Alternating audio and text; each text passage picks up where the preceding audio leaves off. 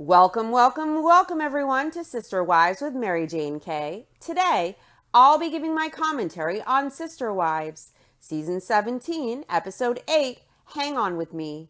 There were a few things that stuck out to me this episode. Christine is being very candid and very open about her emotions and her relationship with Cody. And it can be incredibly satisfying as a viewer to see these women that we have watched season after season be disregarded or treated as a burden and as less than, or be manipulated by Cody and emotionally abused by Cody. So we get invested in the women and in their journey, and we get invested in the kids when it's season after season of watching and seeing the women and the children repeatedly taking less than they deserve from a non-appreciative asshole ingrate of a man with an overinflated ego and very few wits about him to boot. He has no self-awareness and very low emotional intelligence. He's very emotionally lazy.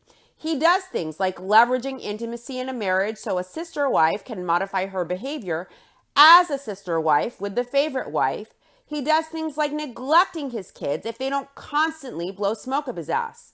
He punishes his family.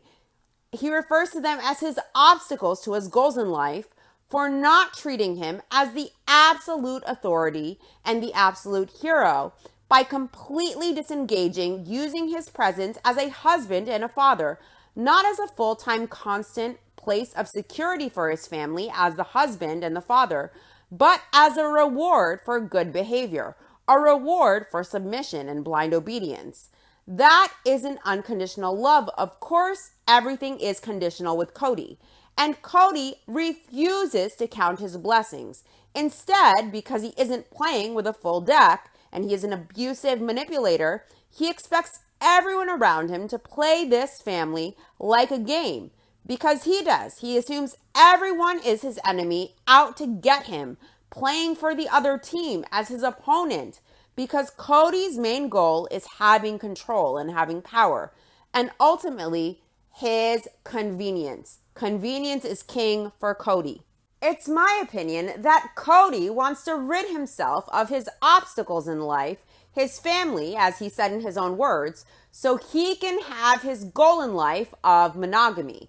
Rather than Cody having a spine and a backbone and having an honest talk with himself, then with his wives and kids, saying he can no longer do this, he instead chooses to employ abusive and manipulative, toxic tactics to burn every bridge in his family, to destroy every relationship he has in the family, reducing it to ashes, to find ways to shed his burden and avoid owning his choice of what he signed up for. Cody is becoming increasingly unhinged, deflecting, blaming his wives, blaming his kids for why he can't be present as a father and a husband in every household, as he constantly moves the goalposts, changing his expectations of his family and shifting what hoops he expects them to jump through just to get crumbs of his time and attention, as he barely phones it in. Yet, when Cody is around, he's moody, he's disengaged, he's pissed, he has to turn in his homework, he barely engages, he barely phones it in. He makes it clear he would rather be elsewhere and his heart just isn't in it. And he is moody as a result of his anger and resentment, forcing everyone in the family to walk on eggshells when they are in his presence. Lately, Cody has been projecting his bad behaviors and modes of manipulation onto his wives and kids, trying to paint himself as their victim.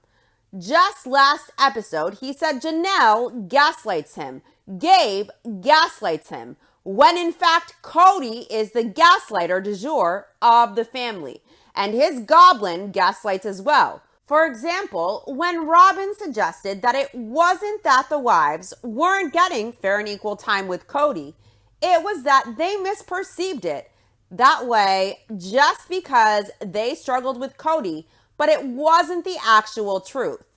Robin enables Cody's bad behavior. She even participates in his victim narrative herself, and she plays a victim herself too, saying her mom calls her the Brown family scapegoat. Cody keeps pushing this bullshit storyline that he has been marginalized by Christine, and he's a victim of his wives, and he's a victim of his kids, and he's a victim of the lifestyle. And Robin has been trying to push the narrative that she is the unaccepted outcast of the family, blamed for all of their ills, when that's just not the case. And it's embarrassing for Cody and Robin that they would even try this. Cody expects to be everyone's hero. He wants the ultimate authority. He wants to be adored unquestioningly and blindly obeyed. And he complains when he feels disrespected and marginalized. He expects to be everyone's number one, hands down priority. He even expects to come before his kids in his wife's eyes. Interestingly, Cody seems to expect everything from everyone in his family, but he is expecting things that he doesn't give to anyone in his family. He doesn't have respect when he deals with his wives. He doesn't have respect when he deals with his kids. There is always a superior, condescending air when he deals with any of them. He doesn't see them as his equals, and he makes that clear. He even whistled at his wives as if they were dogs last season when he got impatient at them asking the surveyor educated questions. Cody seems to hate independent women who think for themselves. He wants women to be seen and not heard, to keep sweet, shut up, and submit, to be convenient for him because they married him. And now his will supersedes the will of his wives, because in Cody's pea-brain, it's a patriarchy. Cody always complains he wants to be the leader of his family. He's the head of his family. When did Cody ever show one quality one would need as a leader of a group? One thing that really stuck out to me was the last episode. Christine made it clear that she didn't respect Cody.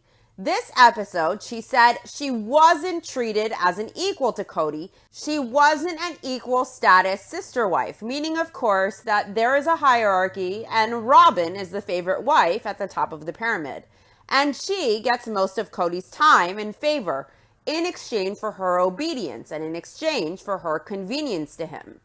This episode, Robin was complaining again about Cody more fervently this time. She's already said more than once that Cody is angry, he's unhappy. He takes it out on her and he isn't fun to be around. He's miserable. It affects her. It affects the atmosphere in her house, for herself and for her kids. And it affects their relationship. Robin expected a permanent honeymoon phase. She said in earlier seasons she wanted to extend that period for as long as possible. In the book, Becoming Sister Wives, Robin said she wanted a romantic marriage, and her priority was the husband and having a good marriage with him. She wasn't marrying for the sister wives. It just came with Cody like a package deal, and she accepted it, and she was of that faith, so she wanted plural marriage. This episode, she wants to contradict herself. She wants to change it up and say she did this to have the plural family. She did it for her kids.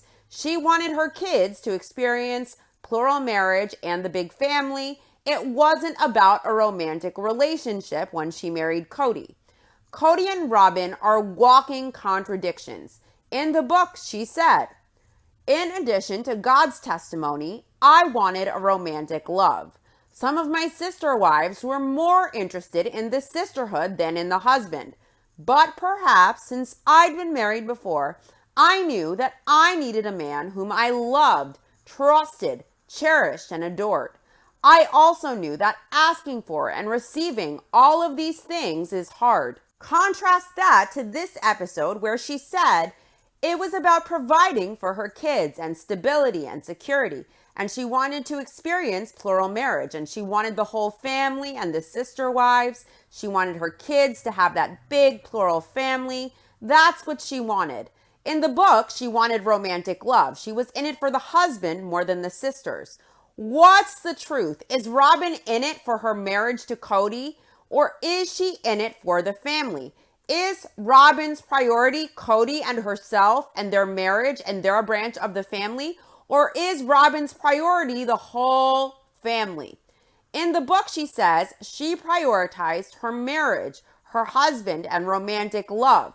Her main priority wasn't the sisterhood. It wasn't the family.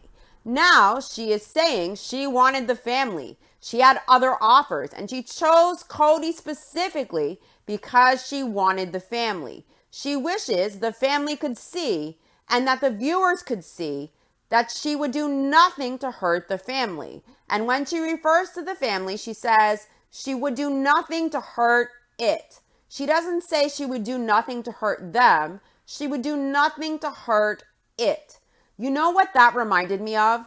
I watch a lot of true crime, and when kids suddenly disappear or go missing, and those kids were last seen by their parents, the parents will usually refer to that child that they harmed themselves as it. They will distance themselves. They won't use he or she. They won't use the child's name.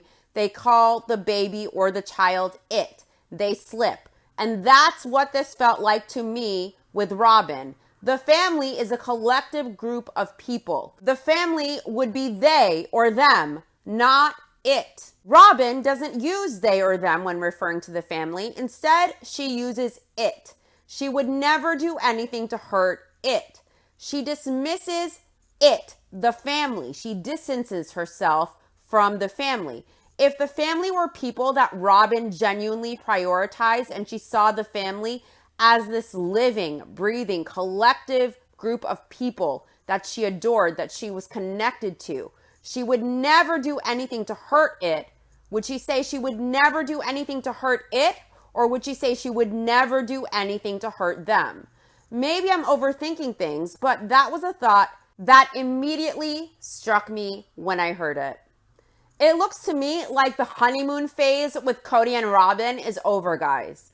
Robin said this episode that she never struggled as bad in her marriage with Cody as she is right now. She's at a loss, she says. Either Robin wants people to think that so they empathize with her and she won't look like the favorite wife anymore, in the hopes that viewers will flip and love her or feel for her. She is either trying to get sympathy by diminishing her role as the favorite wife, or Robin has experienced monogamy with Cody 24/7 in 24/7 hell, and she feels annoyed, she feels suffocated, and she feels frustrated by Cody. And Cody's always moody, and he's now always resentful. He's angry. He's always in a bad mood, and he requires even more attention and even more smoke blown up his ass. And everything is a problem. And catering to Cody to keep him in a good mood and a chill state is a stress because he is in her home and he's around the kids. And Robin doesn't want to stress out her kids or fuck up the energy of her environment. She doesn't want to set Cody off. And Cody is super angry, taking it out on her and taking it out on the kids, most likely. She mentioned Cody even being angry at home around the kids. She mentioned that Cody isn't fun to be around. The whole house, in my opinion, probably has to walk on eggshells, and it's probably hell, and the honeymoon phase is over. The coffin is shut. The nails are getting hammered in. Robin likes the privilege and the influence she gets with being the favorite wife. She likes having Cody's ear. She likes providing stability and security for her kids. And I think that is why she married Cody, to create a stable, secure environment for herself and her kids, because she wanted her kids to be financially set and to have a stable roof and a family environment. And Robin had enormous debt, and she obviously didn't want to work. And now Cody has this land to pay off, and he is increasingly more difficult to deal with. And Robin is getting annoyed. She's at her wit's end now, and she wants Cody to have other houses to go to and other places he can go. She probably wants some space where she can just cater to herself and her kids without having to coddle Cody. That's the honeymoon phase over. Plus, Robin most likely isn't having any more of Cody's kids. And what I've noticed with Cody is once a wife stops having his babies, he begins to disengage. Just like it seems when the kids are smaller and more likely to see Cody as the hero, and it's easy for Cody to engage with them and it's convenient, it's easy for him to be adored, he is involved when the kids are small. But once it becomes an effort and the child is older and the child talks back, Cody disengages. He pulls back. He doesn't know how to foster the relationship at that point anymore. It's an effort. It's an inconvenience. And Cody is emotionally lazy. He doesn't want to make the effort. He's selfish. He doesn't want to be inconvenienced. I think Cody doesn't know how to communicate. He doesn't know how to connect and have an honest conversation with his kids, especially as they get older. At the slightest constructive criticism at a child's honest thoughts, if they are contrary to his or critical in any way or not absolutely pro Cody's agenda, he then shuts down. He calls that child a liar. He calls that child an exaggerator. He calls that child narcissistic or disloyal or disrespectful. He disengages completely and he deflects, saying his kids are the problem. They're not respectful, because Cody doesn't want to look at his mistakes and he doesn't want to accept responsibility and own his piece in these floundering relationships. As the father, Cody doesn't want to take accountability. He doesn't want to own his choices and be a father to the best of his ability. He doesn't want to try if it's hard, if it's inconvenient, if he has to make an effort. If his kids want to open up to him and communicate honestly about their thoughts and feelings and emotions, Cody isn't down, especially if he is to be questioned or criticized in the least. Cody refuses to hear it. And then that child is labeled as disrespectful. Cody can't have an honest conversation. If he did, he would have to take accountability. He would have to own his choices. And it's easier for Cody to call his kid a liar or a narcissist or label his kid as disrespectful than for Cody to take ownership. I think Cody is so angry that he uses that as an excuse to not be active and engaged in his commitment as a father and a husband with all of his wives and kids. Even with Robin, his resentment and his anger prevent Cody from being able to even want to do his job, even with his favorite wife. He's totally checked out, most likely, and it seems that his emotions and his mental state override his ability to be present as a father and as a husband, let alone as a leader of the family. Just because Cody is angry and resentful because of his divorce, it doesn't make it fair and acceptable for him to be a checked out father and a husband to his kids and wives. Look at all the emotional suffering and the struggles the wives had to go through on a constant basis with living plural marriage, battling the jealousy and the envy and the insecurity and the competition and the loneliness, all while being married to a man who doesn't fully seem to see you or hear you or value you as an equal. And you aren't even always an equal to your sister wives. Your status depends on how well you submit to your husband, how quiet you are, how quiet you make your voice so you can just keep sweet and be convenient for him and be easy for him. So then he will throw you some crumbs, a passing compliment, engagement with a child, a little extra 1 month. The wives are constantly emotional, dealing with a perpetual emotional roller coaster because of living polygamy, sharing their husband. And they weren't coddled by their husband. They weren't supported by anyone. He wasn't running to reassure them or cater to them or to blow smoke up their asses to bolster their ego so they feel more secure. They always run to coddle Cody. They always run to support him. His emotions come before their emotions. They are expected to support Cody and excuse his inability to hold up his end of the deal as a father and a husband during his emotional struggles. They are expected to take less than they deserve because Cody is struggling emotionally, because Cody is angry. But the wives are constantly struggling emotionally. They don't get to not show up as mothers and wives. They are there regardless, with no support from their husband, with no coddling from him, with no understanding or empathy, and they still show up and they do their jobs as wives and mothers. Their emotions aren't an excuse to check out on what they signed up for. Yet somehow Cody is able to check out, and anger is his excuse. Can you imagine if the wives decided because they had a bad day or they felt jealous or insecure that day that they weren't going to be a mom or a wife because they were emotional that day? The wives can't ever check out.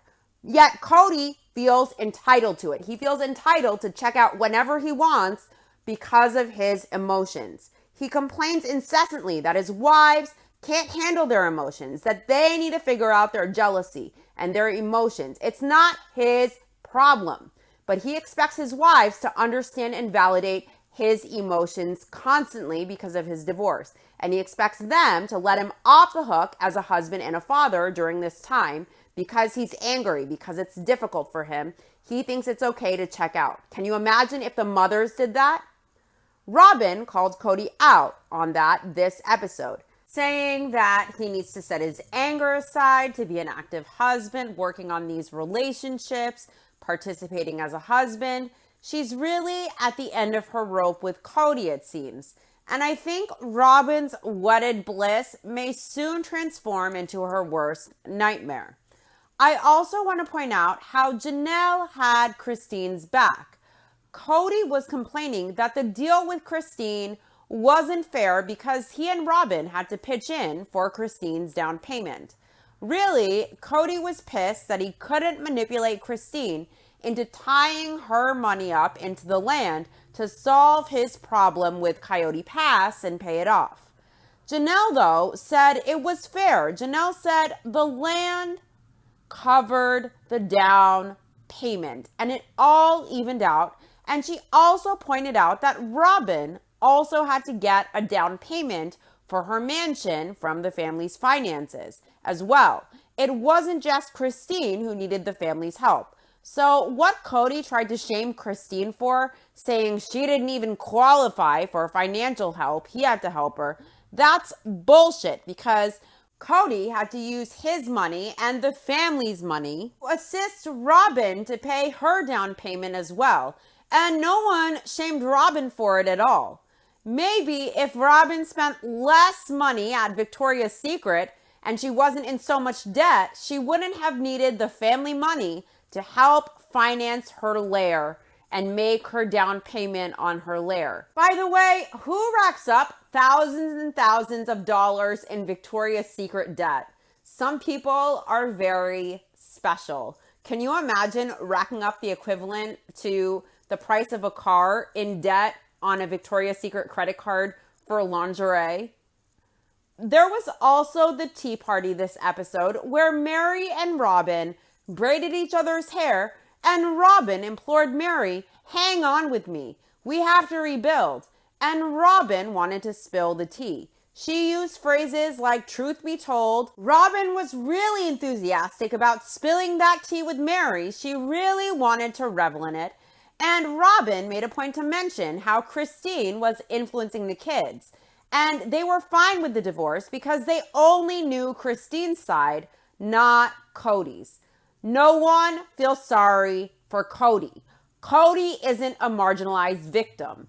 Cody is an uninvested, manipulative, toxic asshole who now wants to work overtime to villainize Christine.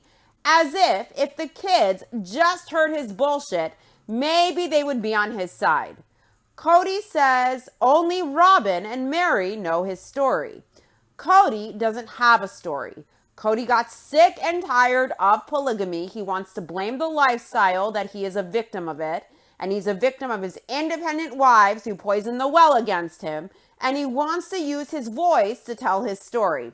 What story? That he got sick and tired of his burdens, so he checked out? That he treats his women as less than and expected to be getting a 24/7 rim job from his wives? That he punishes his kids by disengaging if he is pissed at their mom or he doesn't feel revered enough? That he expects respect and love and admiration when he looks down on everyone in his family and he resents them? Cody's story is he hates polygamy. He regrets his choice. He doesn't want to own it. Instead of being a man and talking to his wives and talking to his kids with honesty, saying he can't do this anymore, he's miserable, he wants to just resent everyone and abuse and manipulate to keep all his relationships on tenterhooks, burning his bridges, forcing his family to walk on eggshells around him, blaming them because he isn't happy in plural marriage. Cody regrets his choice, and now he has all these obstacles, these wives and kids to deal with. He no longer wants to burden himself with this. He will only do it now if it's convenient and if it requires minimal effort from him. So he creates these hoops to jump through for everyone with intention so that in his mind, he is justified in blaming them as the reason he isn't there, as the reason he isn't present and fully invested in all of his households, when Cody knows it's his choice and it's on him to show up and it's on no one else. Cody would rather burn every bridge than man up and tell the truth that he wants monogamy so that he can be happy and heal, and maybe, just maybe, he can treat his family better.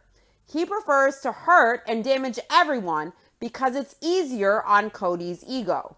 Cody isn't a victim. He will never be a victim. He isn't marginalized. And there aren't enough tiny violins in the world for his bullshit. No one cares. Go take a Midol, have a nightcap. No one wants to hear Cody's story. His voice and his lies are like nails on a chalkboard. It's just a fairy tale, a narrative he spins. It's nothing of consequence at all to anyone. You know what? Let Cody tell his story. Let's hear it. His independent wives marginalize him. They turn his kids against him. They take away his voice. He is their victim. He is their puppet, pulled to and fro. That's what Cody will say. We already know. No one cares to be insulted by his bullshit. Anyways, let's get on with the show. Sister Wives, Season 17, Episode 8, Hang On With Me. Cody says that Christine has been hassling him for months to move his stuff, but he's busy. He has work to do. And now Christine has put this big thing on his plate and he doesn't know what to do. Christine says if she hadn't boxed Cody's stuff up and moved it into the garage, Cody would have never gotten to it. Cody, the victim, complains that he doesn't actually have a space of his own. He doesn't have a place of his own, or a corner, or anything. Christine says that Cody had to duplicate everything that he had. He had all of his stuff spread out into 4 houses in Vegas. Robin says it's just a polygamy thing. Cody found himself looking in 4 closets for a shirt sometimes, he complains. Christine says Cody doesn't have stuff at Mary's house, and he hasn't for years, and he can't put his stuff in Janelle's tiny trailer. So now Cody has quadruple of what he needs, all of it at Robin's house. It's a good thing she has that mansion, isn't it? Christine is packing and organizing and sorting stuff to keep and to sell. And Cody says he has an emotional attachment to this house, and he has an emotional attachment to Christine. Christine wants to get rid of as much stuff as possible, and she wants to move with less stuff, as little as possible. She really wants Cody to take the table. Cody assumes that he and Christine are splitting all of their assets and the land, everything they have got 50-50. Cody says it's funny because Christine has already sold some of the stuff that was both of their things.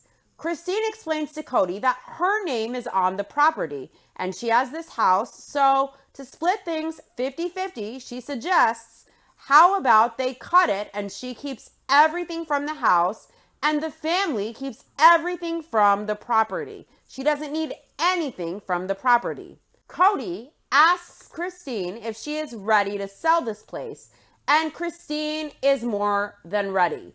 Christine says right now her name is the only name on this house. And she says a lot of polygamist women don't have assets in their name. She says if they only had the property and she didn't have this house in her name, she would have nothing in her name at all. Cody says in polygamy, there is a tendency for the wives to own all of the assets because if dad goes to jail for cohabitation, they will take all of the property. So that's why they put the property in the wives' names. Cody says Christine is walking away with her money from this house in this deal. She will be able to buy another house. But Janelle can't do anything on Coyote Pass. She can't build until they pay it off. That's not Christine's problem. Christine says if they split everything 50-50, that means she gets 50% of everything Cody has. all of his property, and that means his and Robin's house too. And if Cody wants to go down that road and split it that way, that doesn't make any sense to Christine.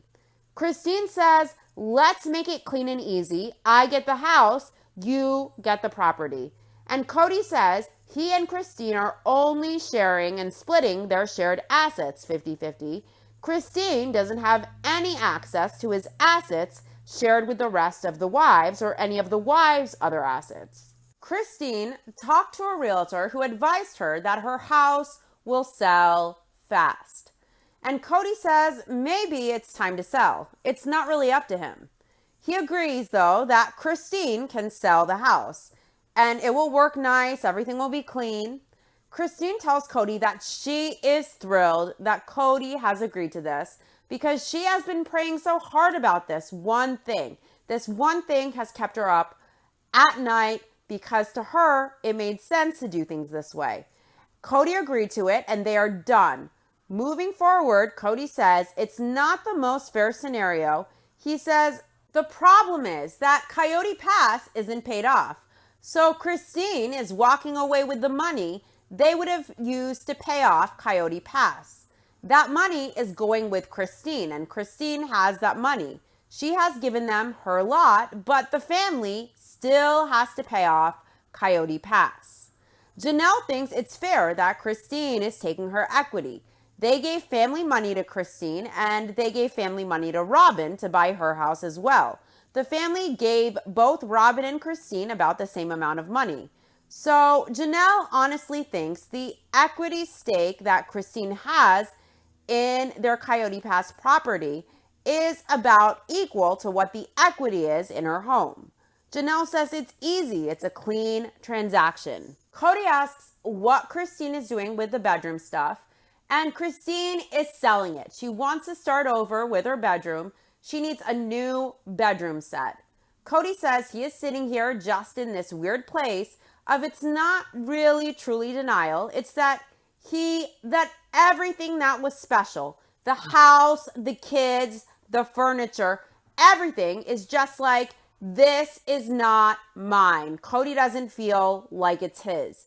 Cody says it's just a shock to him. The whole experience, the memories, every bit of this is a shock.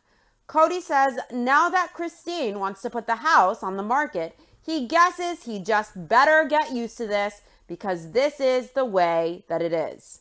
What's interesting to me is that Cody seems more upset over no longer having ownership of Christine and her household. And notice, Cody is talking about how this stuff, the house, the furniture, the kids, it's not his. He doesn't own them. His biggest upset is not having control and not having ownership. He talks about his ownership of things and objects, the house, the furniture. He mentions that the kids don't feel like they're his, but he never talks about his emotions deeply other than anger at losing ownership. And the emotion is mostly towards the stuff and the things and the objects and the house. It's not about the kids. It's not about the kids' feelings. It's not about his feelings. It's not about Christine's feelings or how the family will cope. It's not about regret. It's not about Cody taking accountability and ownership. It's about Cody no longer feeling he has ownership. And the emotion is mostly towards the stuff and the things and the house. It's not about the kids. It's not about the kids' feelings. It's not about accountability for Cody for his bad behavior. It's not about his fault in this. It's Cody upset that he doesn't have ownership and control over the house, the furniture, the bedroom set. When Cody says he doesn't have ownership of the kids, they aren't his, he means now they are grown and he no longer has a strong influence over them. He laments not being able to win them over, that now they will never adore him as the absolute hero. All of his stuff is self-serving. Everything is about Cody to Cody. Everything is about his ego. Everything is about how it affects him, his power and his control. It's all superficial and flat about stuff and things. Cody doesn't ever take accountability. He doesn't seem to really care deeply about his kids' feelings or his wife's feelings. 25 plus years of marriage. That is done and over.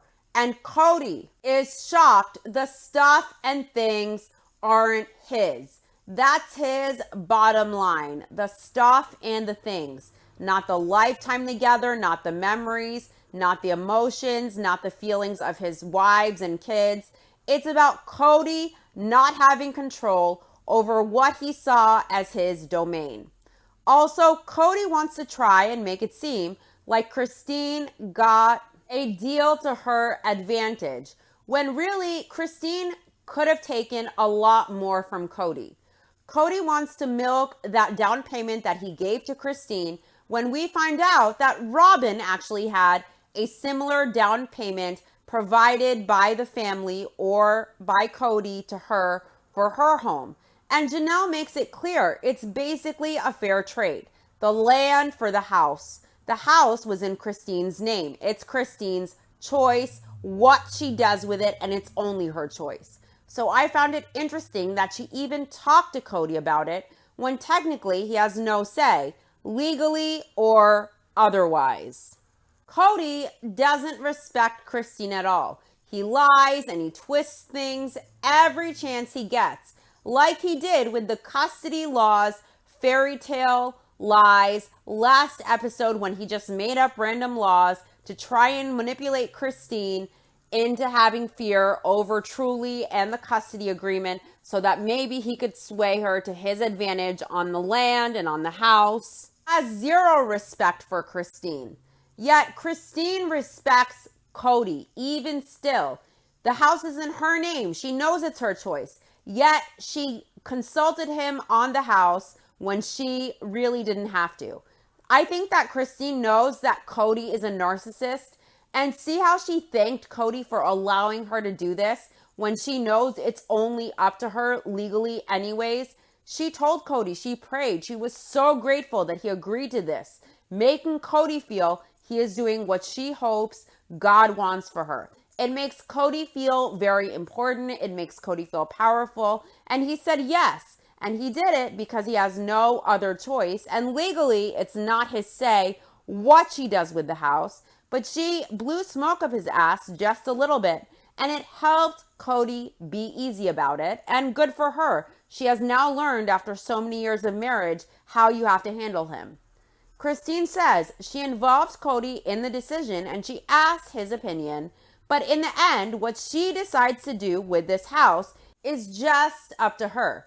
Her name is the only name on this house. Cody says the whole family helped Christine buy the house, and Christine came into buying Coyote Pass with them as an agreement. And Coyote Pass isn't paid off, and Christine is walking away with that equity from her house. And that equity technically would be partially the family's. Cody says it's one of those convoluted things when they are mixing their assets and then they break up. It's a struggle to separate everything, but it's not cut and dried. Christine says their marriage didn't work. She is moving and she's moving on. Janelle has been in the RV for a month and the trailer was a rude awakening. Janelle says taking care of your basic necessities is a lot more work than when she lives in town. But she loves being out there. She wakes up in the morning and there is the mountain. She loves being out there on Coyote Pass. Cody says living in a trailer is an absolute inconvenience. He thinks it might be fun for Janelle. It's like every day she's dealing with a new problem. Cody has come over. He brought Janelle a hose for water. Janelle says they are trying to figure out an easier way to get the water from the jug to the tank. Janelle has to haul 8 of these huge drums of water to fill her water tank, and the water tank lasts about a day and a half if they are conservative. Janelle wants Cody to help her haul her garbage to the road, but his truck is all full. Cody seems to be getting a little bent out of shape over it. Cody says Janelle loves the idea of being there because it's been nice to sit out there on a cool night. The view is gorgeous. Cody thinks Janelle is doing really well because she is handling it well, But Cody thinks this has been overwhelming because it's been a challenge, but there is no chance he will say, "I told you so," or gloat. He isn't going to gloat in any of that. It's more like it's sad, Cody thinks. Janelle says this adjustment is huge, and it's harder for her because Savannah is struggling. Janelle isn't sure that this is sustainable unless she can bring this to an even keel because Savannah is miserable. Savannah is on board with this. She's on board with living in the RV. She wants to get the house built, so she is here. But Janelle knows this has been really rough on Savannah. Robin says Christine talked to them a little while ago about her decision to for sure leave Cody. Janelle says even though she knew intellectually that it was coming, it was still hard. Mary asks, "Why are you doing this? How are you breaking up our family?" in confessional. Christine says, "You always hear how kids feel when their parents get divorced, but you don't often hear how the sister wives feel." Christine says the kids can't control their parents getting a divorce, and the sister wives can't control when a sister wife leaves. Over at Mary's house, Robin makes an appearance, mom van and all. Robin says there is this heavy weight between them because they know that their family is just getting messed with like crazy. Mary asks Robin how it's going, and Robin says it's weird. Robin tells Mary she didn't say a whole lot during Christine's announcement that she was leaving. She asks Mary if she read her right, and Mary says yeah, she's really frustrated and she didn't trust herself to say anything during that conversation since it's Christine's relationship with Cody. Robin says it affects them though, and Mary says it does. It totally affects them, but it's more about Cody. Robin says they have a relationship as sister wives with Christine too. Robin says supposedly it doesn't affect them as sister wives because they aren't a part of their relationship, but that's bullcrap. It's so crazy to just sit there and watch this big bomb going off in her family. Janelle isn't really sure they have a family anymore. It just seems like it's this big change of venue, she says, and she doesn't know what it looks like now. Cody says they still have a family. It's still their family. Christine is just not in it. Mary says in their family, Cody is married to each of the wives. The sister wives have a sister-wife relationship with each other, but not a romantic relationship. It's interesting that Cody now considers that Christine is no longer a part of their family that exists. Just because she is divorcing Cody and their marriage is over, Cody sees Christine as her no longer being a part of their family. And just because Cody and Christine are divorcing, it doesn't necessarily mean that Christine is no longer a part of the family. Her kids are a part of the family still, and Christine is too. She will still keep great relationships with the kids that she is close to, and with Janelle, and her kids are still a part of that big family. They have moms there, their siblings, their dad, and Christine parented all of the family's kids, and she is like a sister to Janelle. So I found it very cruel and cold for Cody to say that they still have a family and Christine is just not in it. She isn't considered a part of the family to Cody. Divorce or not, Christine is still an integral part of the family. She is still the mother to Cody's kids. She will always be his family, divorced or not. She helped raise all of Cody's kids. She is close to all of the kids. She will still be close to them and highly regarded by all of the kids in the family. She will still be considered a mom to all of those kids that she helped raise. And she will still be a grandma to their kids' kids. She will still be at all the weddings. She might be at the birthday. She might be invited to their family events through the kids. So for Cody to say that they're still a family and Christine is just not a part of it anymore was cruel and it was untrue. It was utterly thoughtless. Really, nothing can break the bond with Janelle that Christine has, and nothing can break Christine's bond with all of the kids in the family. Christine was the heart of Cody's family for 27 years. She sacrificed a lot, her best years, 27 years, all of that time She pushed down her wants and needs to nurture the family and to prioritize the family and to give to the family and to put the family first. She is the heart of the family. She took on the most important job of nurturing all the kids. So Christine is the family, and she's divorcing Cody, and she will probably leave behind the sister-wife relationships with those she isn't close to.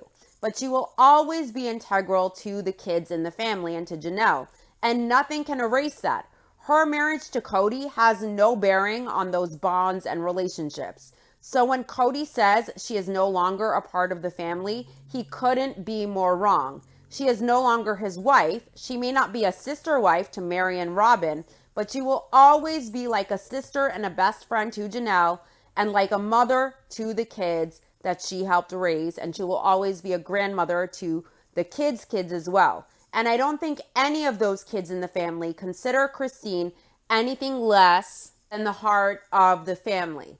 Christine no longer being Cody's wife does not break those bonds. It doesn't change those bonds or relationships that Christine made as the heart of Cody's family. And Cody should really respect that. Robin tells Mary at first when Cody said Christine had moved his stuff out and she doesn't want him in her room, Robin told Cody to then go sleep in the living room on the couch. Robin asks, why weren't these two talking it out? She says, stay on the couch, fight for her. Mary is really angry.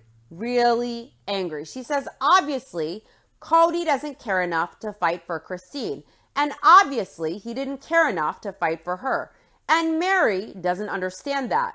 In my opinion, Cody doesn't love his wives unconditionally. He doesn't see his wives as his equals. He doesn't see them as equals amongst themselves. He regrets his decision of plural marriage, and he doesn't want to live burdened by the consequences of his choice. He doesn't want to own his choice. He doesn't want to be inconvenienced by the burden. And he doesn't love his wives. He doesn't want to be there. He isn't fighting or trying or making an effort because he doesn't want to. The love isn't there. The wives love him. He doesn't love them. He doesn't want to do this. If Cody wants to do something, he will do it regardless. He doesn't want to do this. He doesn't care. There is nothing to understand about this. The wives love Cody. The wives remember who they fell in love with, and they stay hoping for that. But Cody doesn't care. He doesn't want to be there. He doesn't love them. And they're saying they don't understand why Cody doesn't fight. He doesn't fight because he doesn't want to, because he doesn't feel it. He doesn't love them. He doesn't want polygamy. You can't force yourself to love someone. You can't force yourself to pretend. And Cody hates doing that so much now that he creates all of these hoops and moving goalposts because he wants out. He wants monogamy, and he wants to not show up as a father and a husband, and he wants to be able to blame his kids and his wives for why he doesn't show up. So he keeps shifting the goalposts and changing his expectations and creating intentional hoops for everyone to jump through to get his time and attention. He doesn't want this. There's nothing to understand. Cody doesn't want this. He doesn't want to be miserable his whole life, and he doesn't want to be honest with his wives and kids. It's easier on Cody's ego to deflect and to project and to burn every bridge to achieve his goal than to do this with love, dignity, kindness, and respect. Mary feels betrayed, and she can't imagine what Cody is feeling right now. Robin says that Cody is a mess.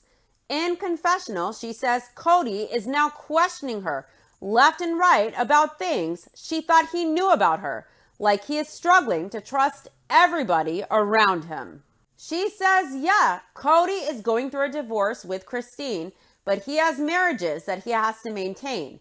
She says Cody still has them, and he still has marriages with them, and he still has to fix his marriages and figure them out. And he has to get over his anger enough to actually interact appropriately, or he is going to ruin every single one of his marriages. Cody says that he is going through a divorce, and he says, just give me a little time to be sad and angry and go through this process. He thinks he will get over it. So notice how Robin says Cody is struggling to trust everyone around him. He even questions her. Cody is paranoid. See how he has a mentality that everyone is against him. His own family are his opponents, his enemies playing against him. Cody has this distrust and this paranoia because he knows he sees everyone in a negative light. He resents everyone. He knows he treats everyone badly. He knows he's being unfair. He feels guilt. And instead of adjusting his behavior and being honest with himself and looking inward, he projects that everyone is the enemy. And because Cody mistreats people and he manipulates and he knows he isn't doing right by them, in his bitterness, he assumes the same of everyone around him.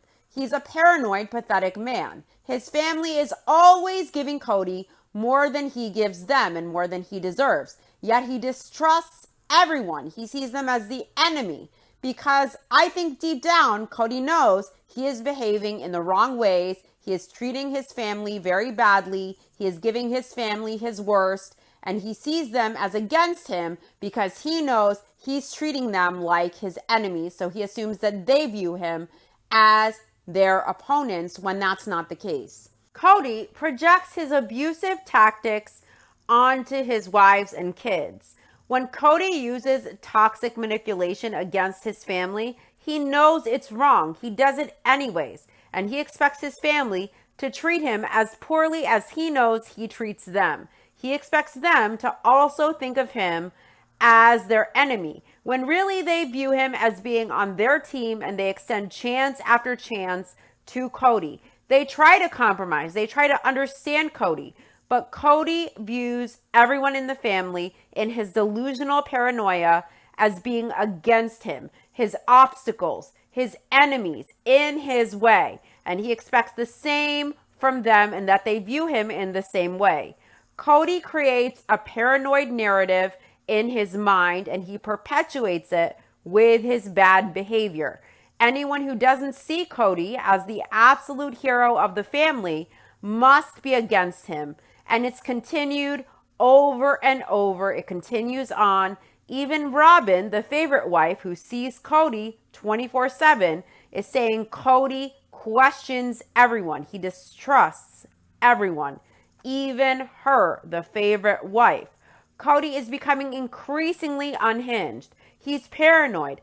And now he is going to burn every bridge and isolate himself even more, alienating himself even in Robin's house, the one place he could call his home. This guy isn't well. He is a few cards short of a full deck. And in the end, of course, Cody is his own worst enemy. And Cody will always be his own worst enemy.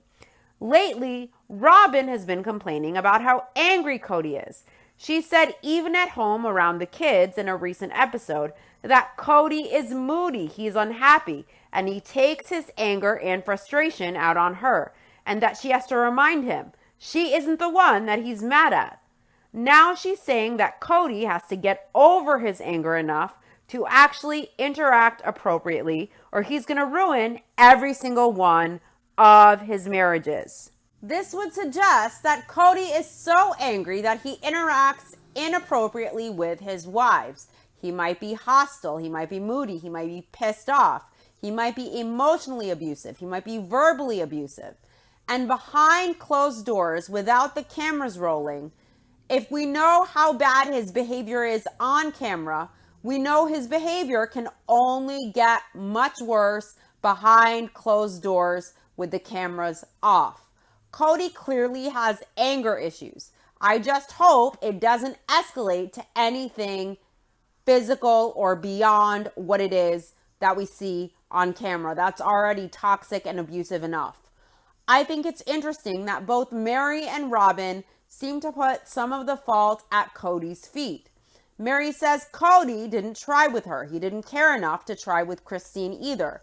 So she's making it clear that Cody is also accountable and the fault is also on him. And Robin is also putting some of the accountability on Cody too.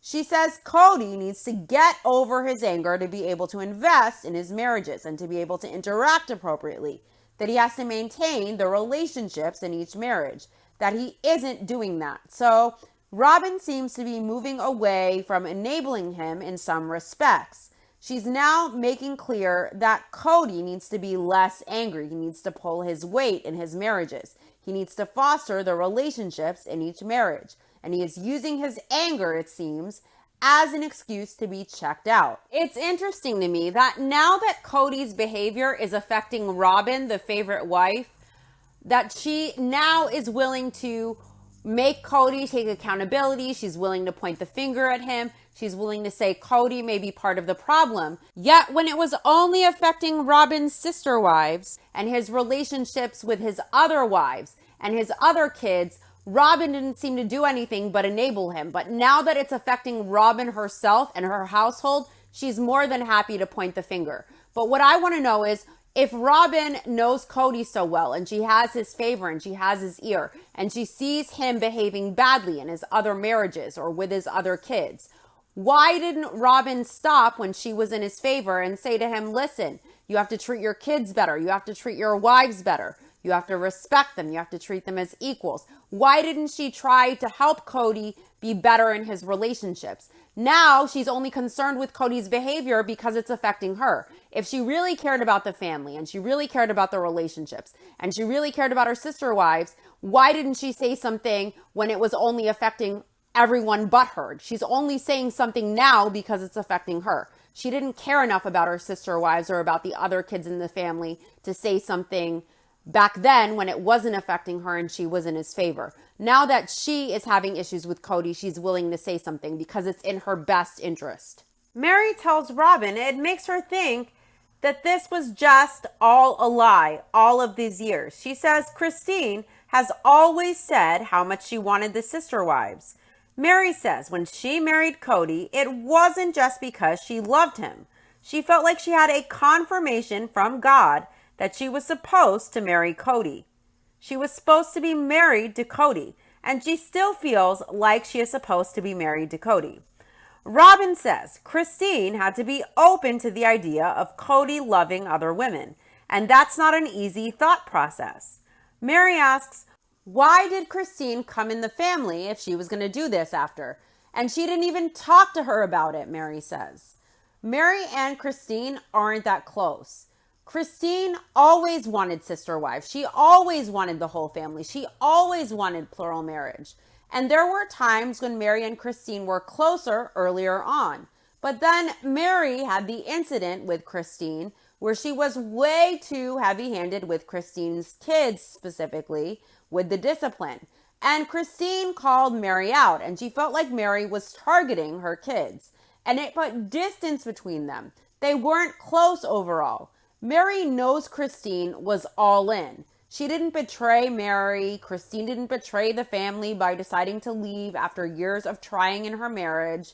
Mary is just sad, and she knows that she is staying, taking less than will ever make her happy in her marriage. She will never be fulfilled in her marriage. She will never be happy in her marriage.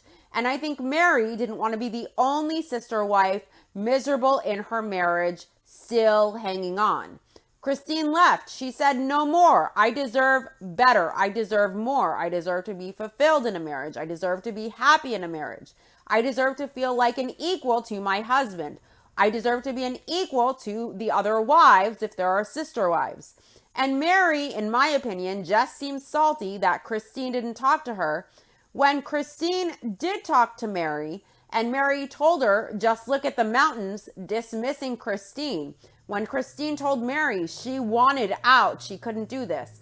And all Mary said to her was, don't talk like that. Don't think like that. She dismissed Christine, saying she was done, saying she just wanted out. She told Christine was just angry. She didn't really validate Christine at all. And that was Christine's light bulb moment. Christine knew she can't go on. Mary's response was to dismiss Christine and tell Christine she didn't mean what she was saying. She was just thinking in anger. She needed to look at the mountains. She needed to hear the angels sing. So why the fuck would Christine go to Mary to have an honest conversation? Christine knew she can't go to Mary. Mary will tell her some bullshit platitudes. She will tell her to look at the mountain, hear the angels sing. She will just completely dismiss Christine's emotions, and she will just try to keep Christine miserable just like her. So I don't blame Christine for not talking to Mary about it. Why would she?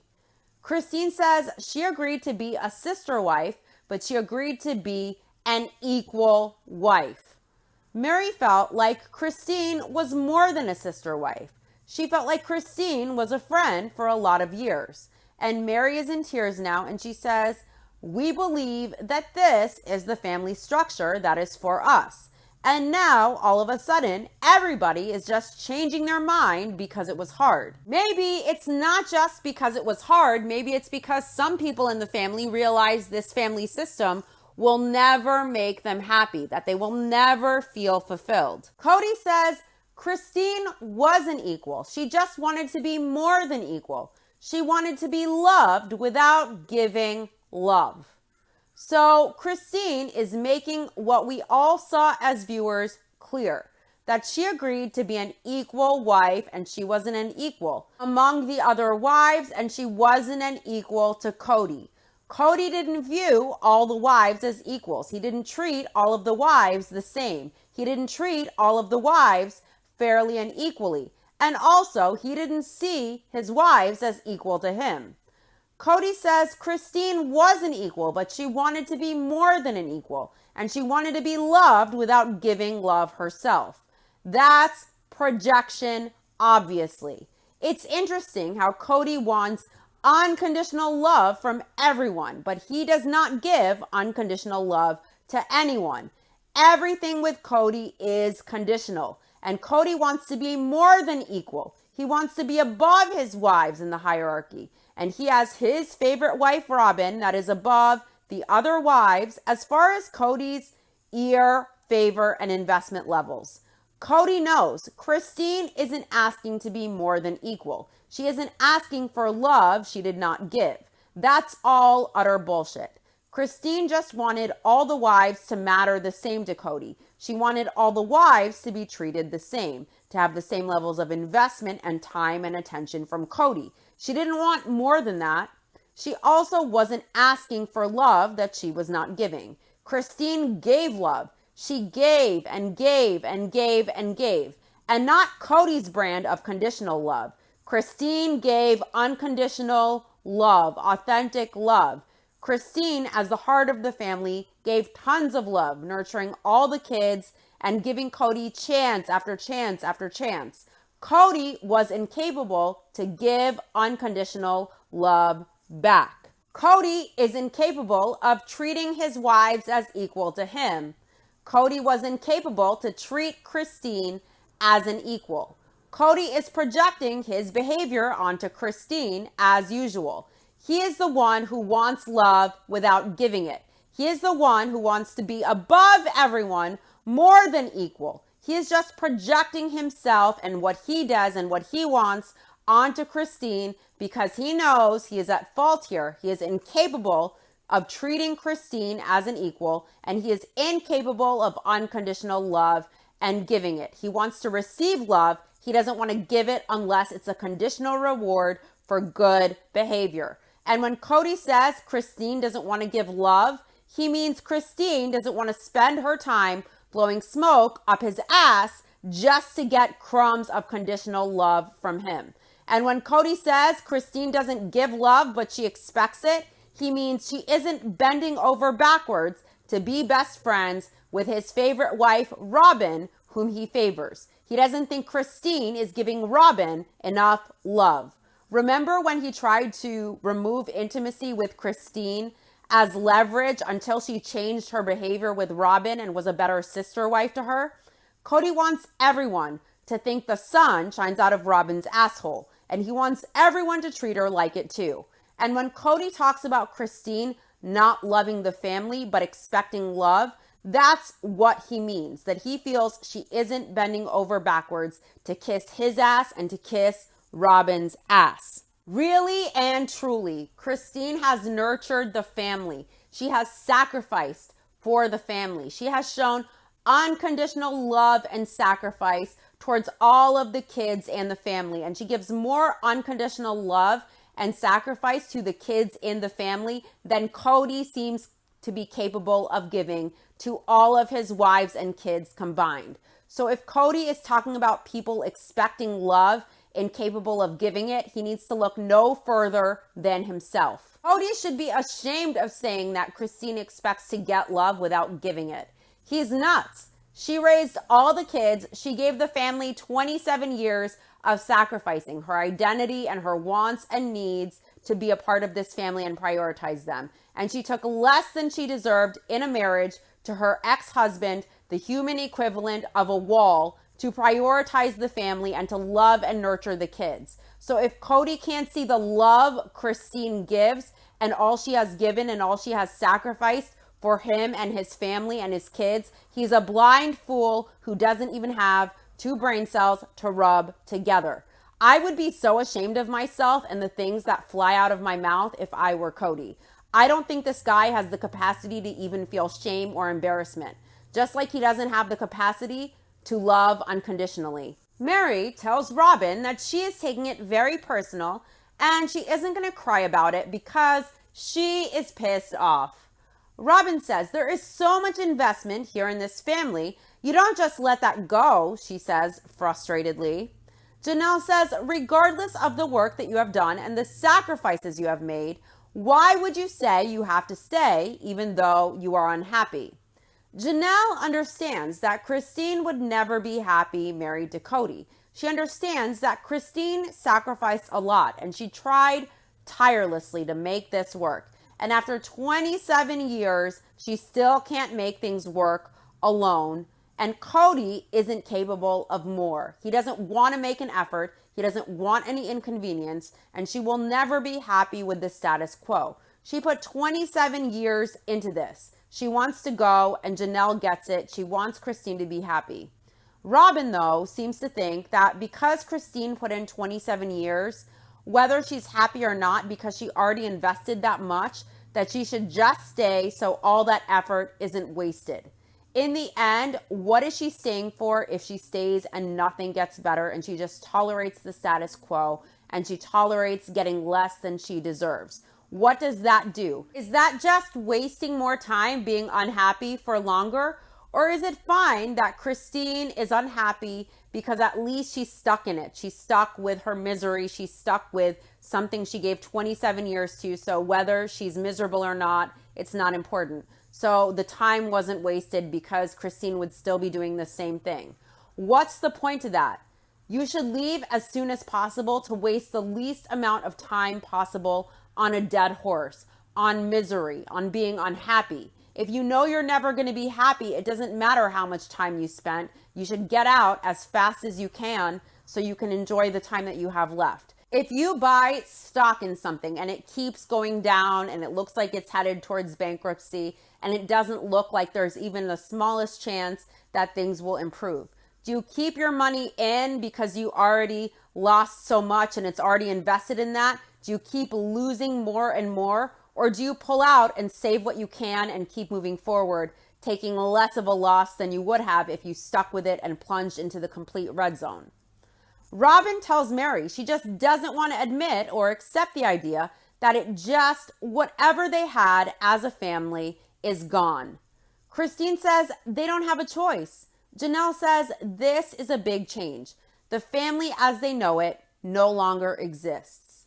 Robin says when Christine was talking, it was released. It was like Christine has released the relationship. Robin could see it and she could feel it on Christine and she recognized it. Mary tells Robin that Robin recognized it because Robin has been there. Robin has been divorced before, of course.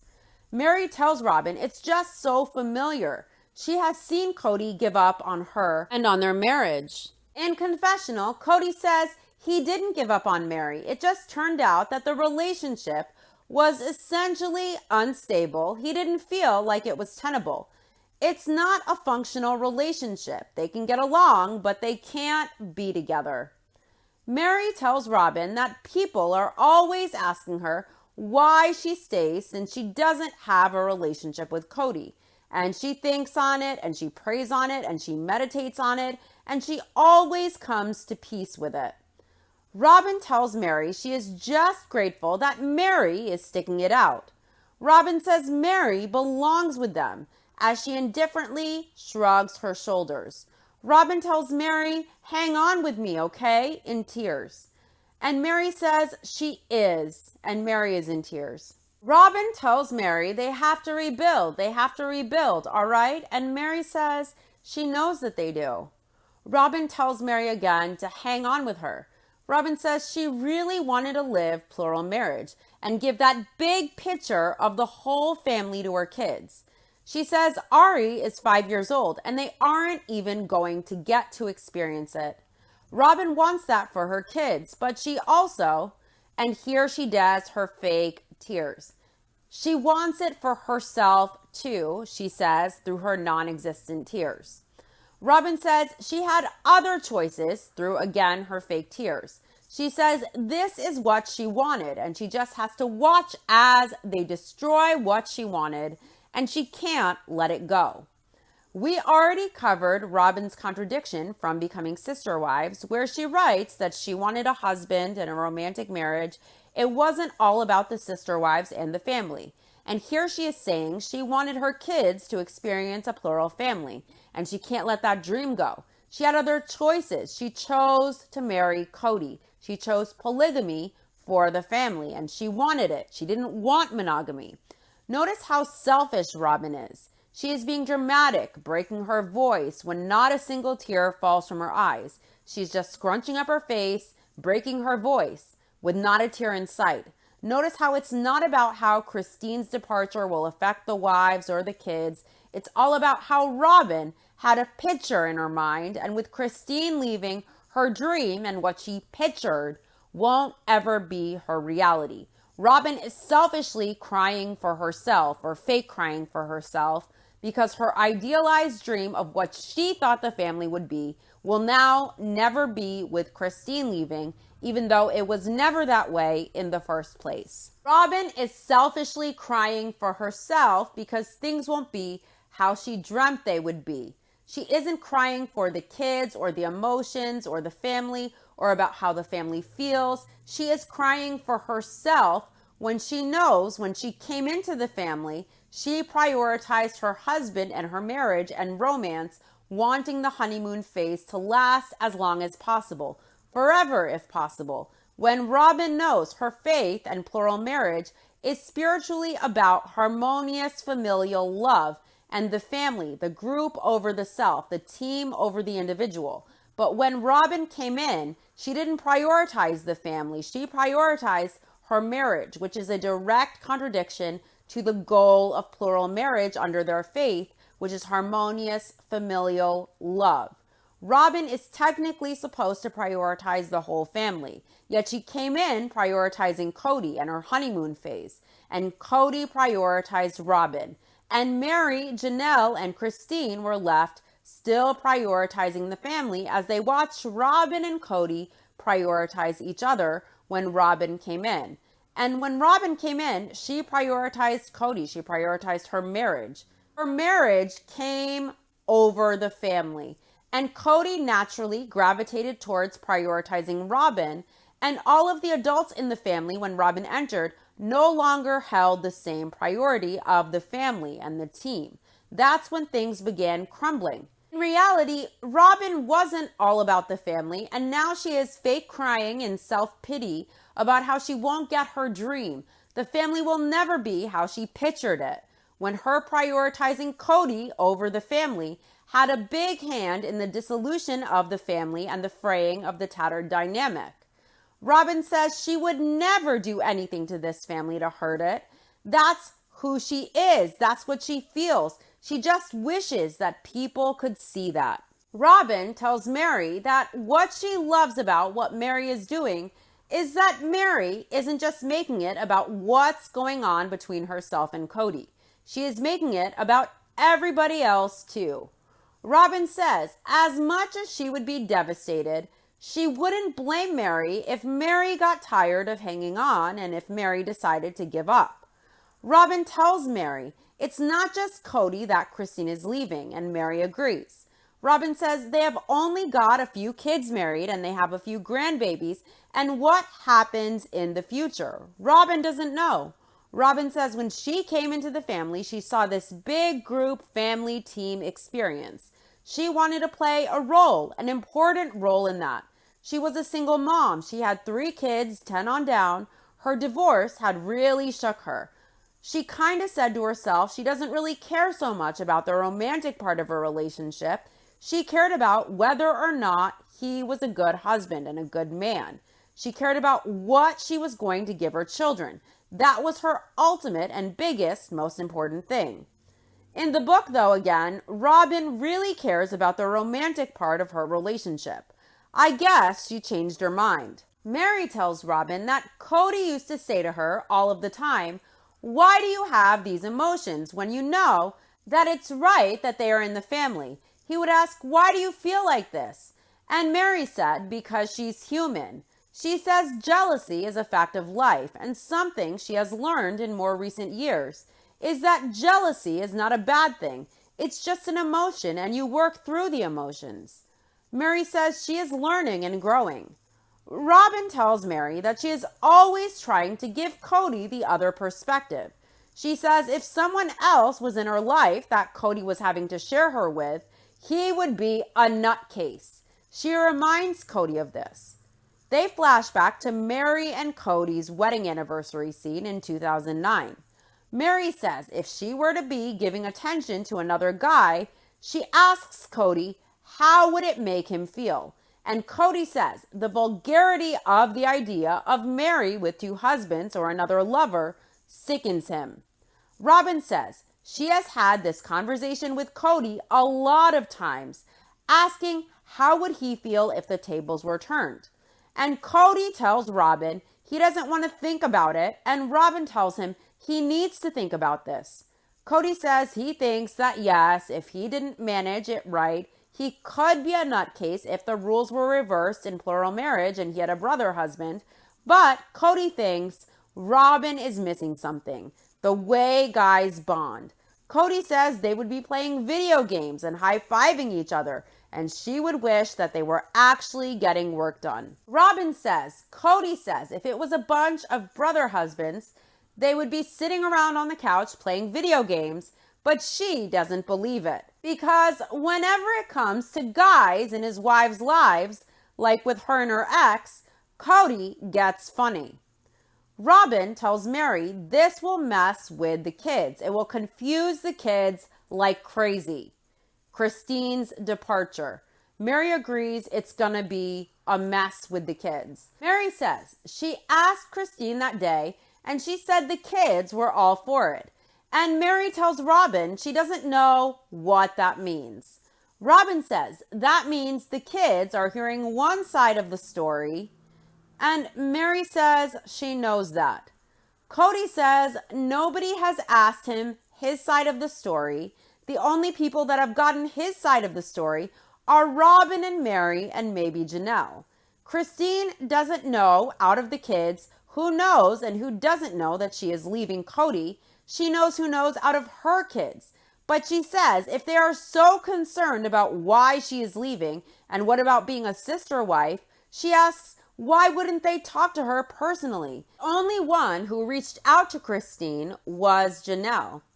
See, Robin wants to have a tea party with Mary to try and spin her narrative.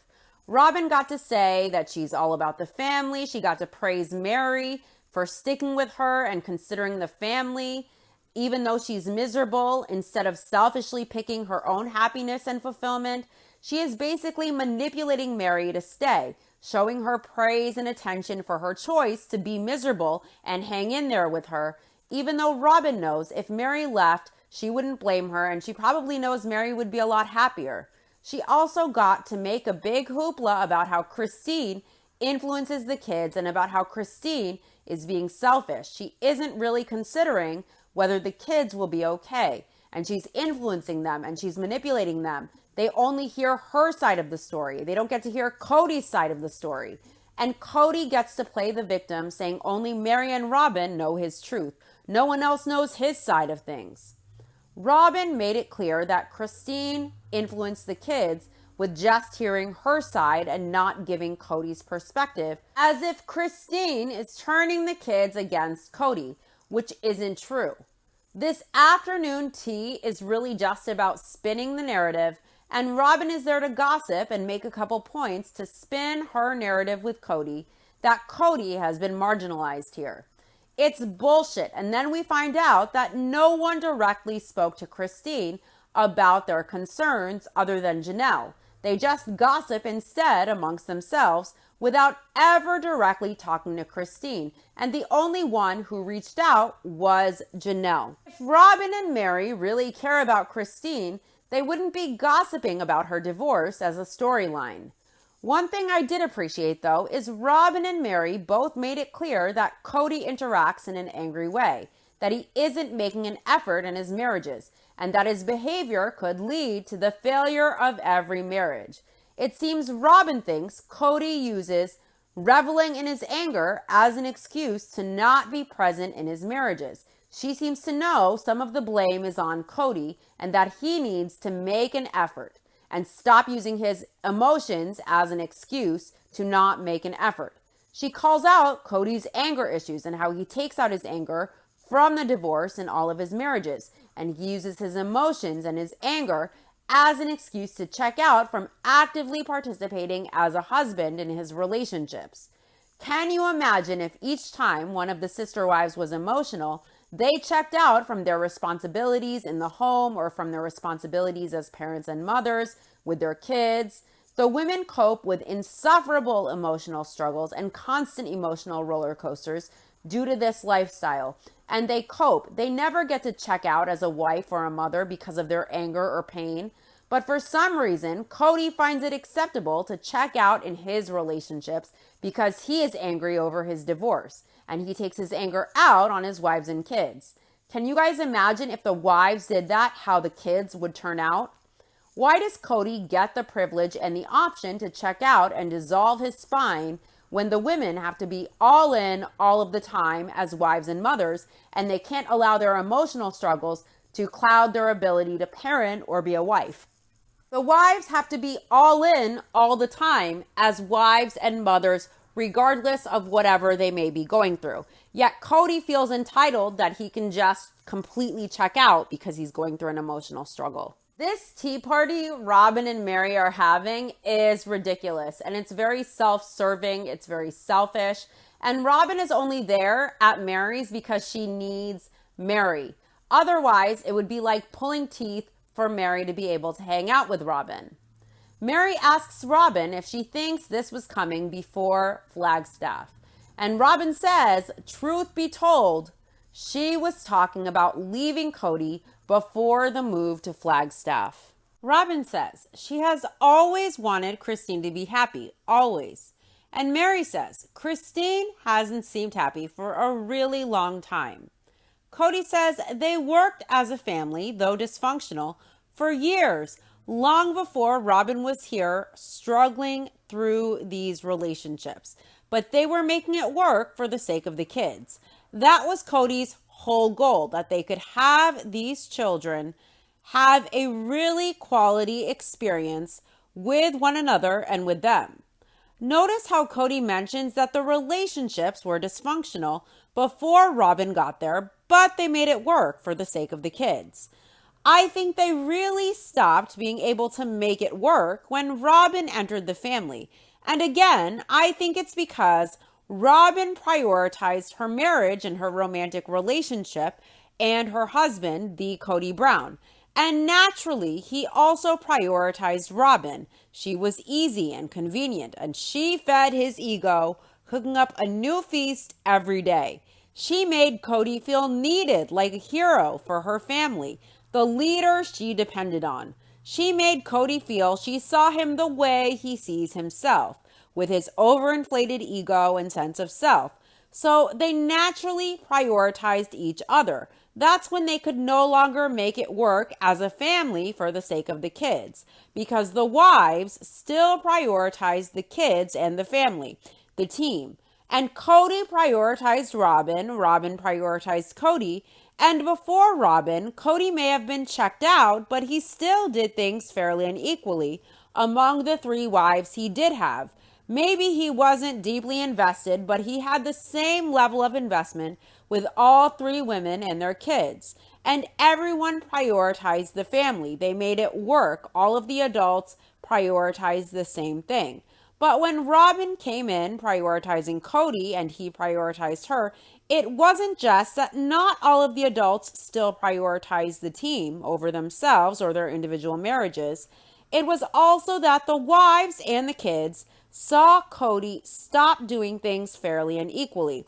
And they also felt Cody was more invested with Robin. He truly wanted to be there with his whole heart. He was fully invested. So now the wives and kids saw the difference between the way Robin and her household was treated and the way they were treated, and Cody's levels of investment and engagement when he was there. Everyone felt that disparity, and it's one thing when Cody is kind of checked out everywhere across the board, but he has around the same investment level across the board in each house, and he divides his time equally still. And it's another thing where the time is not equal, and when he is there, you can also feel that he is even more checked out than he once was. And one wife and kids, Cody is all the way invested in, diving in the pool head first. But with you and your household, he only dips his toe in. So whether there was dysfunction before Robin or not, the fact is, when Robin entered the family, the level of dysfunction became magnified, and the wives could no longer suck it up for the family. So easily turning a blind eye, knowing not only was Cody capable of better than what he gave them, but also knowing he was giving Robin his full investment and that he was all in with her and he wanted to be there with her. And also he openly prioritized Robin. He no longer prioritized the team and the family. So when Robin came in, the ability of the family to cope with the dysfunction and to still function with the dysfunction and the issues in the relationships there for the sake of the team vanished, because it made it completely untenable for the wives, who still all prioritized the family. The family could only cope with the dysfunction in the relationships for the kids' sake and maintain a family when everyone shared the same goal and the same priority of the family.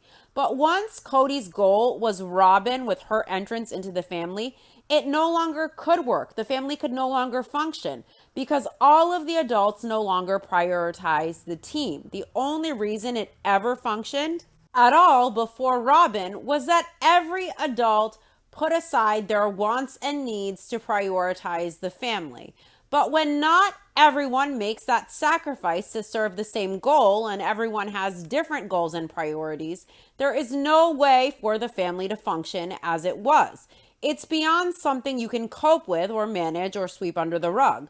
So whether it was dysfunctional or not before Robin came into the family, as Cody says, with Robin's entrance, it completely broke the dynamic. It completely broke the family because the dysfunction that was once manageable became a monster. And the only thing that kept that monster at bay was that all the adults had shared the priority of the family first. Once Robin came in, prioritizing Cody, it unleashed the monster and the dysfunction became too much to bear and too much to cope with. Without Robin's entrance, could the family have functioned forever? Could they have functioned for longer in a more functional way and kept the monster at bay? If all the adults shared the same priority of the family and Robin never came into it, would the family still work in a functional way? Robin refuses to let whatever is left just go to pieces, she says. Robin says, hell, if Christine wanted to build and stay in Flagstaff and date, she would have no problem with it. She would 100% be okay with that. Why the fuck would Christine need Robin's permission that she would be okay with her and her choices that she makes in life? And why the fuck would Christine do that? And why the fuck would she care what Robin is okay with? Who cares what Robin's opinion is about Christine's life? It's not Robin's business. Christine asks, why would I date anybody in Flagstaff? She isn't going to stay here. Cody says it would be weird that Christine would be living on Coyote Pass. Cody says in reality, he thinks Christine is running off to Utah literally to be around her family and to find a new husband. Robin says if Christine were just to stick around, they could maybe work something new out. Mary isn't in the place for that right now. Robin says she herself had to get to that place because of Mary. Mary says she has been in the same situation with Cody in the past. She was in a bad situation with this online personality because it wasn't a person. And it got really ugly and scary because she knew what she needed from Cody and she knew she wasn't getting it. Cody was very, very distant with her in their relationship. So she asked Cody to just not stay there for a little bit. She told Cody they needed to get through this stuff and take a break. And Cody interpreted that as Mary kicking him out. And he has never come back. Just because Mary was catfished, it doesn't mean that she did not have the intention of leaving the family had the catfish been real. And maybe she owes Cody nothing and Cody abandoned her as a husband, but Mary always tries to distance herself from accountability as if her affair doesn't count because it was just a personality and not a person, not a real person. But the fact is, had this catfish been Sam, the man of her dreams, she would have dropped Cody and the whole family in a heartbeat. As far as Cody taking it as Mary kicking him out and never coming back, he may try to make Mary feel guilty so the fault is deflected to her, that she kicked him out, she doesn't want him there, so now he's staying away, gone forever.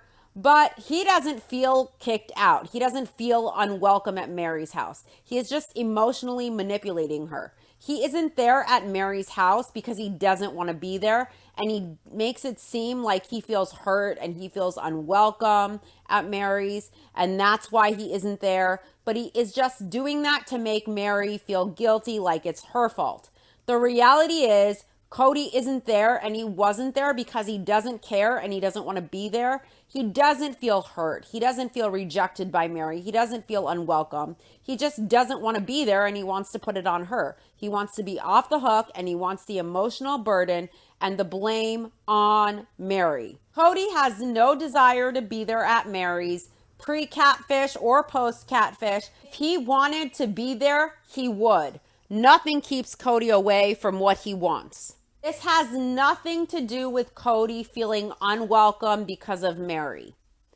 Robin says she understands what it is to try and find happiness. She says when you are so unhappy and it just doesn't work, then she can't blame Christine for wanting that. She wants Christine to be happy. She really, really does. Robin says in confessional that herself, Mary, and Janelle are all wives of a man going through a divorce. She never struggled with Cody in her marriage, as bad as she is right now, and she's at a loss. Mary will never say that the problem within their family is plural marriage. She believes that each and every one of them has the capacity for greatness and has the capacity to work through this stuff. Cody says he and Brian have been friends for 25 years and they've been business partners for 7 years. They are just returning now from a sportsman's show in Reno, Nevada. Recently, Brian got married for the first time, and Cody officiated the wedding. Cody asks Brian how marriage is. It's good. He is still surviving it. Judith, his wife, has decided that she is still happy. She hasn't left him, so that's good. Cody says he has had to share with Brian the inner demon he was dealing with when he came to marry him. And Cody mentions how before the wedding, he asked Brian if he was sure about marrying and sure he was doing the right thing. And it was because of his negative decision of his marriage breaking up. The breakup of his marriage between he and Christine.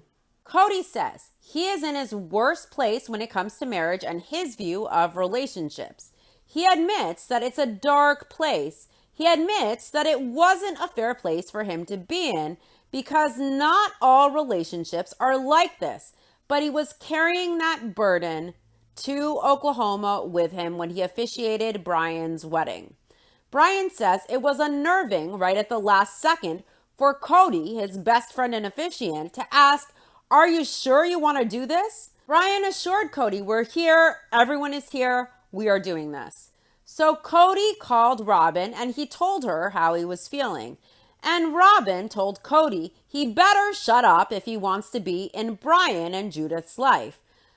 She said, don't go in there asking, are you sure you want to do this? And Cody says he only asked once. Brian was glad that Cody felt comfortable enough to ask him if he was doing what he wanted to do, and that he cared enough to ask. They were good to go. Everything went as planned. Cody married them. Cody says marriage is the biggest investment that a human can make. He believes. He says, because we live in a society that is telling us that half of us make the wrong choice with our divorce rate, then we have to assume that it's half chance. Brian is happily married. He asks Cody if he is happily married too, and he is to a couple of women. Cody says it should be more, but he can't figure this mess out. But he shouldn't perpetuate it on Brian. Cody says Robin got him straight. Brian is happily married now, and Cody is glad. Cody says he is pleased with their dispositions towards each other, and he feels embarrassed about where he was when he went to that wedding. Brian thinks back on how long he has known Cody, and he remembers when all of his wives lived in the same house and all of the kids were sharing bedrooms together, and he admired that family. Brian feels for Cody in this breakup, and he feels for Christine too, because he considers Christine his friend as well. He has known her for as long as he has known Cody, and he says you wish you could fix it, and he would love for both of them to be happy again, and he remembers when they were happy, so it's hard to see them in this place. Christine sold her bed today. She and Cody have talked about how to separate the furniture, and she told Cody she was going to sell the bedroom set. She didn't want to take it with her. She wanted to start all over with the bedroom set. Cody was really hurt when Christine told him that she was selling the bedroom set. It broke his heart. He says it was one more thing of his awareness, and he still has been in this place. Christine says last night as she was laying in bed, she thought this was the last night she would be in this bed. She says it was nice. It's a king-size bed. She took up all of the room in the bed, and she just laid there for a while, and she reflected, and she let herself remember good times in the bed and hard times in this bed and giving birth to her babies in this bed. Christine says it was bittersweet. It was harder than she thought it would be last night. Cody says he feels so pathetic because he is the divorce denier, and Christine is just clearing the slate. She is out of here.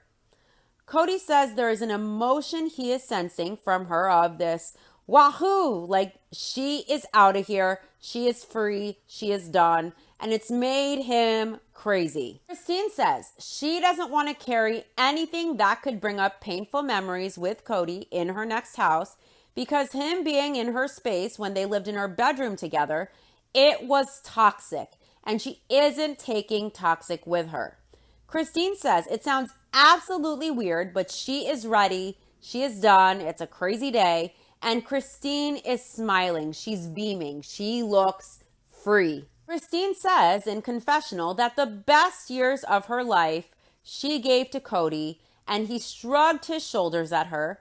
And it's hard because she isn't young anymore. And Cody says he gave Christine the best years of his life too. And it hurts to have her try and make him own it. Christine says starting a new relationship at 49, she doesn't know.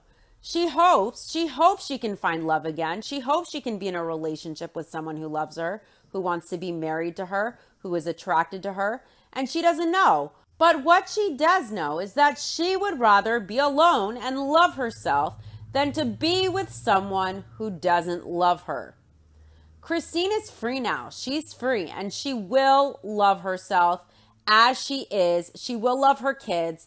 And if she finds someone who deserves her, she will have love. She will have someone who loves her unconditionally as she is, who accepts her as she is, who thinks the sun shines out of her ass. She will find that person, and being alone and loving herself is better than being with a person who will never see you, who will never accept you as you are, and that feels way more lonely and alone being with a man who doesn't see you than being alone and loving yourself. Christine is way too good for Cody. She always was, and as long as she loves herself, she will attract a man who loves her unconditionally, unapologetically, and enthusiastically the way she deserves to be loved and the way that she loves everyone around her. Her person will come. Being alone will always feel better and more peaceful and more loving and less lonely than being with a man who is incapable of seeing you, who is incapable of unconditional love, who looks through you, blind to his blessings. Isabelle, Truly, and Christine are driving to North Carolina to move Isabelle permanently to North Carolina. She will live with Maddie and Caleb and Axel and Evie, and she will go to school there. Isabelle is nervous. This is hard, Christine says. She says Isabelle puts on a wicked, awesome, brave face, and she pretends to be more excited than she actually is, but she is having a hard time. Isabelle says it's moving day. They're packing all of her stuff up. They're putting it in her car. It's Isabelle's last day in Flagstaff. She's excited and she's nervous. She's sad to be leaving Flagstaff and her friends and her dad. She is more sad than anything. Isabelle thinks today will be a hard day. Truly says she will miss Isabelle, but they will chat on the phone. It will be okay between them. Gwen says Isabelle is her favorite sister. They are really close, and it won't be the same having one room empty. Christine is going to miss Isabelle so much, and she's so glad to get one last adventure together with Isabelle. Isabelle is excited to live with Maddie and Caleb. She thinks it's going to be nice going from where her mom and dad didn't have that great of a relationship to going somewhere with a couple who have a really great relationship. Janelle says Isabelle will live with a monogamous couple. Caleb is home all the time and his sole focus is Maddie and the kids. Janelle says Isabelle's parents' relationship hasn't been good for many years. So Janelle thinks it could be good and healing for Isabelle to live with Maddie and Caleb and to see that example of a relationship. Cody is pretty sure that they weren't exposing their marriage difficulties to the kids in Las Vegas, at least. He wasn't, he says. But long before COVID, Cody was hearing that Christine was talking about leaving him.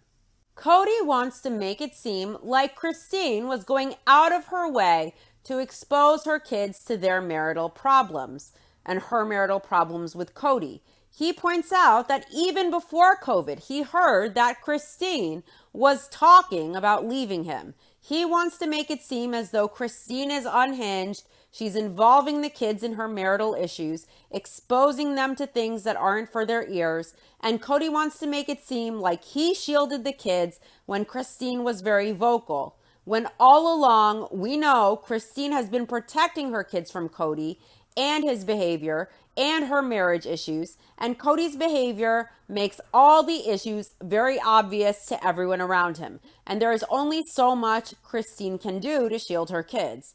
But Cody behaves in such a way where the kids will see everything and they will clock it for themselves. Cody's behavior makes it hard to really shield the kids from the truth. Mary feels that it's sad to see Isabelle go, but it's super exciting and she is sure this will be very rewarding for Isabelle. Robin says Isabelle has always been this breath of fresh air. When she comes in the house, she has always been very sweet to Robin and very loving and very kind, and it will be sad to not have Isabelle around. Christine is excited to go across country with Isabelle. She and Isabelle have plenty of space sitting up front, but Truly has no space sitting in the back. 2 weeks away from home in a tiny cramped car with no one but my sister and my mom, Truly says. Isabelle says there is no space for anything. Truly asks, did I mention that it's cramped? Isabelle thinks if Cody had it his way, he would pack the car himself, but that didn't happen. Cody wasn't there. They packed the car. Isabelle says Cody isn't coming with them. She says he has children in Flagstaff, so it's not like he can also be away for that long. And there's still COVID around. So COVID prevents Cody from being able to help Isabelle move to North Carolina, but it doesn't prevent him from driving across country and officiating Brian's wedding or driving with Brian to Las Vegas to go do his gun expo or whatever the fuck it is that he does. COVID is not an issue for that. Being away from his family and his kids is not an issue for that, for his business or for something he wants to do like a wedding. But he just can't make it to Isabelle's move to North Carolina though. So Isabelle makes excuses for her dad. She says Cody isn't coming with them because he has children in Flagstaff. It's not like he can be away for that long. There's still COVID around, unfortunately. And Cody says he wouldn't want to travel with Christine at this point. It's done and it's over, and she is moving on, and he is fine to accept that, but he isn't going to take a trip with her. This isn't about taking a trip with Christine, and this isn't about punishing his daughter because Christine is divorcing him. Cody could have taken this trip with his daughter and spent the time making memories with her and bonding with her and sharing this experience with her. He's an idiot to not take this opportunity. It's his loss. Christine says the hardest part of her whole life is that her kids don't have a great relationship with their dad. He doesn't even know them, Christine says. Christine says what's sad too is they don't know how amazing Cody is either. Christine says Cody has this awesome side to him that her kids don't know and who she fell in love with. She says Cody isn't that person anymore and neither is she. It's sad all around. Cody says he has 18 kids, he is spread thin. He works hard to visit with his kids, to connect with them, to do something with them that they like. It's not always an easy connection. Cody is reflecting on what could have been done differently and what has happened to them and what has happened to his life and what has happened to his purpose and the things that he was pursuing before because he feels so distant from it now. He says now Isabelle is moving as far away as she could. Isabelle says it's hard leaving, not knowing when she will see her dad again. She doesn't know when she will be back here. Isabelle says, especially since they haven't spent as much time together as they both would have wanted and not knowing when she will see her dad again, it's really hard. Isabelle is sad, and she's sad she didn't get to say goodbye to Janelle and her kids and to Ari and Saul. Christine says Isabelle moving is the hardest. She is moving so far away, and Christine doesn't know when she will see Isabelle again. Next month, Christine herself is moving to Utah with Truly, and she doesn't know what that looks like. She thinks half of this is everything is so uncertain because her life is uncertain completely. I have a feeling, even though change is hard and moving is hard and stressful, that Christine and Truly will have a support system. They will be surrounded by support and unconditional love. They will be accepted. They will be appreciated. They will move on to bigger, better things. I think Christine will have a lot of success professionally with her cooking with Just Christine. I think Christine should write a memoir. I think Christine should have a podcast. I think Christine should have a cooking show on TLC. And I think she should also have her own spin-off show with her and Janelle and the kids and all of their antics. I think that would be great. They're really the heart of the show. That's what people watch for. I think people would love to see that. Next time on Sister Wives, Christine's house is now under contract and she hopes the other sister wives and Cody don't hate her. She announces it to the adults that she is moving next week. Mary says in confessional, "Congratulations, you're leaving the family." And she doesn't know what she is supposed to say to this. Cody says they never made an agreement. They never went to their church leaders to say, "Hey, we're divorced." Cody doesn't know if they would even allow them to divorce. Who cares what they say? Robin says usually you have to go ask for a divorce, and technically until Christine is with another man, she is not divorced according to Robin. Christine says being a mom is her most important thing. She knows without a doubt that she has tried to make this work, but she couldn't stay married to someone who had favorites and made it known. Christine breaks down and she takes a moment during her confessional scene. Listen, Christine is not legally married to Cody. She never was, and she doesn't believe in plural marriage or her faith any longer. So basically, Robin and Cody seem to want to split hairs about whether Christine is divorced or not, as if they have a say, as if what some stupid, stuffy church elder says matters, as if it makes a difference to Christine. In Christine's soul, in her heart, in her mind, and in her conscience, she is done. She is divorced. She was not legally married. She no longer follows her faith, so she isn't spiritually married. Whether an elder tells her she is divorced or not has no bearing for Christine. She is divorced, end of story. Cody and Robin want to split hairs and grasp at straws. They want to buy time. And they're probably trying to pressure Christine to get spiritually divorced through the church, even though Christine doesn't follow that faith anymore. They want to buy time, and I think Cody and Robin seem to think they can change Christine's mind or they can convince her to do different. Christine doesn't need religion to tell her she is done. She is done. She's divorced.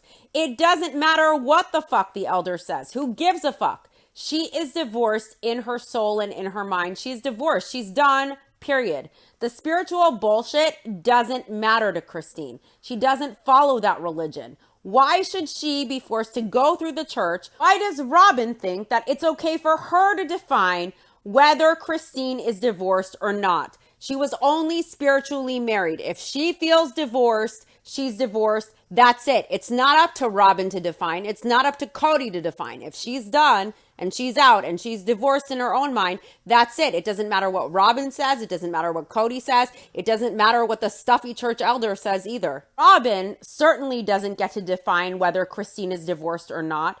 If Christine feels divorced, she's divorced. It's just that simple.